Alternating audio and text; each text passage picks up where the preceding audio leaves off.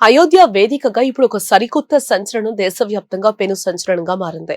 ఇప్పటి వరకు భక్తిభావంతో వెలిగిపోయిన పవిత్ర క్షేత్రం చుట్టూ ఒక్కసారిగా రాజకీయ ప్రకంపనలు మొదలయ్యాయి. ప్రతిపక్షాల నుంచి వస్తున్న పదునైన బాణాలు, మరోవైపు అధికార యంత్రాంగంలో కనిపిస్తున్న అత్యంత వేగవంతమైన కదలికలు ఈ వ్యవహారాన్ని మరింత ఉత్కంఠభరితంగా మార్చాయి. అసలు పవిత్ర అయోధ్యలో ఏం జరుగుతోంది? అక్కడ చెలరేగిన ఆ వివాదం ఏంటి? తాజాగా యోగి తీసుకున్న సంచలన నిర్ణయం ఏంటి?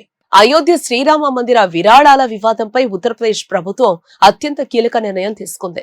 ఆలయ విరాళాల్లో దాదాపుగా 7 కోట్ల నుంచి 7.5 కోట్ల వరకు ఆర్థిక అక్రమాలు జరిగాయంటూ వస్తున్న ఆరోపణలపై సమగ్ర విచారణ జరిపేందుకు ముఖ్యమంత్రి యోగి ఆదిత్యనాథ్ ఒక ప్రత్యేక దర్యాప్తు బృందాన్ని ఏర్పాటు చేశారు. శ్రీరామ జన్మభూమి తీర్థక్షేత్ర ట్రస్ట్ అధికారికంగా చేసిన విజ్ఞప్తి మేరకు రంగంలోకి దిగిన SIT Lucknow divisional commissioner Vijay Vishwas Pant, IG Kiran S, ఆర్థిక శాఖ ప్రత్యేక కార్యదర్శి నీల్ రతన్ సభ్యులుగా ఉన్నారు.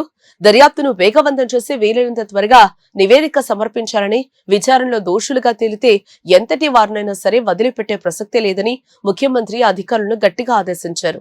ఆ సున్నితమైన అంశాన్ని అయోధ్య మాజీ ఎమ్మెల్యే, సమాజ్వాదీ పార్టీ నాయకుడు పవన్ పాండే మొదటిసారిగా తెరపైకి తీసుకురాగా ఎస్పీ అధినేత అఖిలేష్ యాదవ్ సైతం స్పందిస్తూ నిష్పక్షపాత విచారణతో పాటు ఆలయ సీసీటీవీ దృశ్యాలను కూడా బహిర్గతం చేయాలని డిమాండ్ చేశారు.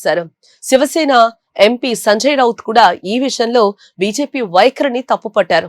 అయితే ప్రతిపక్షాల ఆరోపణలను శ్రీరామ జన్మభూమి తీర్థక్షేత్ర ట్రస్ట్ ప్రతినిధి మహంత దినేంద్ర దాస్ మహారాజ్ పూర్తిగా తోసిపుచ్చారు. ఆలయ లావాదేవీలన్నీ కూడా అత్యంత పారదర్శకంగా సాగుతున్నాయని స్పష్టం చేశారు. ఈ వివాదంపై సీఎం యోగి ఆదిత్యనాథ్ స్పందిస్తూ విరాళాలపై అక్రమాల ఆరోపణలు చేసేవారి వద్ద ఎలాంటి ఆధారాలు ఉన్నా వాటిని నేరుగా ఎస్ఐటికి సమర్పించొచ్చని తెలిపారు. రామ మందిరం నిర్మాణం కోసం దాదాపుగా 500 ఏళ్ల పాటు సుదీర్ఘంగా వేచి చూసిన భక్తులు నిజ నిజాలు బయటకు రావటానికి మరో 15 రోజులు ఓపిక పట్టాలని ఆయన విజ్ఞప్తి చేశారు.